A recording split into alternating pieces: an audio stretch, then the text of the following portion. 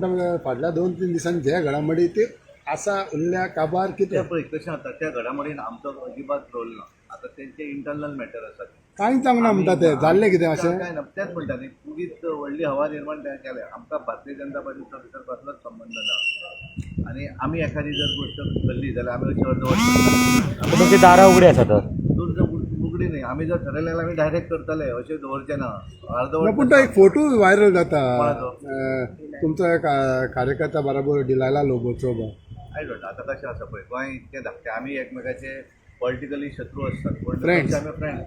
आता गिरीश काँग्रेसचो अध्यक्ष जातलो म्हजो मित्र न्ही तो. त्यामुळे प्रॉब्लेम नसता.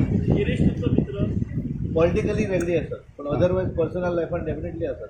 कित्याक लागून ना पूण ताका केन्ना सांग ना कारण ते तो पार्टीक लॉयल हांव म्हज्या पार्टीक म्हणजे सीएम बंगलाची ती फ्रेंडशिप मिटींग जाल्ली अशें तुमचें म्हणणें.